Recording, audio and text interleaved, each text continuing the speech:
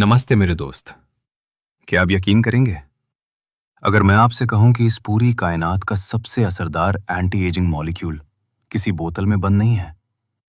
न कोई बड़ी फार्मा कंपनी इसे आपको बेच सकती है, न ही आप इसे किसी दुकान से खरीद सकते हैं। ये एक ऐसी जादुई गैस है जो पैदा होते ही कुछ ही सेकंड्स में गायब हो जाती है।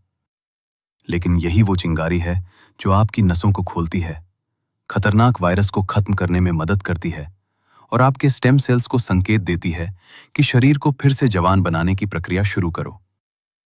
हमारे महान ऋषियों ने हजारों साल पहले ही इस रहस्य को जान लिया था, जिसे आज की मॉडर्न साइंस अब स्वीकार कर रही है। आप अपनी नाक के साइनस में इस मॉलिक्यूल की प्रोडक्शन को 15 से 20 गुना तक बढ़ा सकते हैं, वो भी सिर्फ एक खास आवाज की मदद से। ये कोई जादू नहीं, ये हमारी सांसों की बायोलॉजी है। महादेव की बनाई इस अद्भुत मशीन यानी हमारे शरीर के रहस्यों में आपका स्वागत है। लेकिन आगे बढ़ने से पहले एक जरूरी चेतावनी।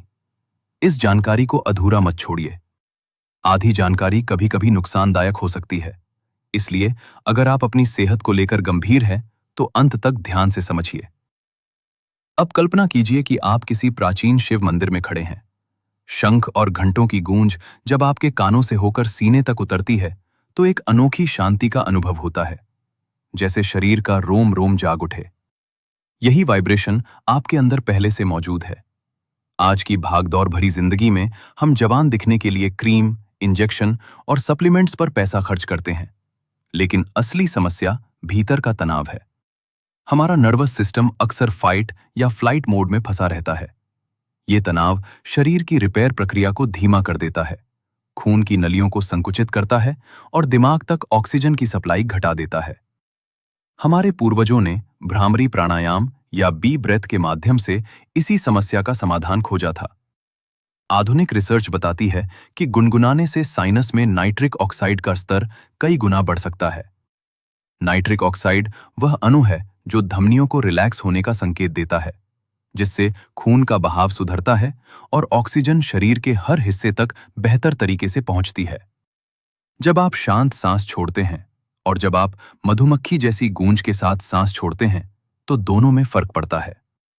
गुनगुनाने से साइनस में जमा नाइट्रिक ऑक्साइड सक्रिय होकर फेफड़ों और खून तक पहुंचने में मदद करता है। नियमित अभ्यास से शरीर उस एंजाइम की क्षमता भी बढ़ा सकता है जो नाइट्रिक ऑक्साइड बनाता है। इसे एंडोजेंस एंटी एजिंग कहा जाता है, यानी भीतर से होने वाला पुनरुत्थान। अब अभ्यास की बात।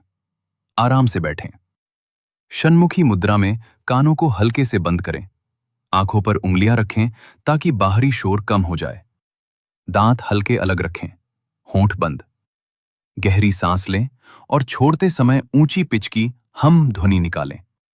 ध्यान रखें कि कंपन गले में नहीं बल्कि माथे और साइनस क्षेत्र में महसूस हो। यदि कंपन केवल गले में महसूस हो तो पिच को थोड़ा ऊंचा करें। इसे 5 से 10 मिनट तक दोहराएं। जितनी लंबी और सहज ध्वनि होगी उतना बेहतर प्रभाव महसूस होगा। याद रखिए, ये कोई चमत्कारिक दावा नहीं बल्कि श्वसन और तंत्रिका तंत्र के बीच का प्राकृतिक संबंध है। वेगस नर्व जो दिमाग और शरीर को जोड़ती है, वोकल कॉर्ड्स के पास से गुजरती है। गुनगुनाने की वाइब्रेशन उसे शांत संकेत भेज सकती है, जिससे दिल की धड़कन संतुलित होती है और शरीर रिलैक्स मोड में प्रवेश करता है। हर बार जब आप भ्रामरी करते हैं, आप अपने शरीर को शांति और संतुलन का संकेत देते हैं। एक पल के लिए आंखें बंद करें, गहरी सांस लें, धीरे धीरे गुनगुनाएं। महसूस करें कि शांति बाहर नहीं, आपके भीतर है। आप अपनी वास्तविकता के रचयिता हैं।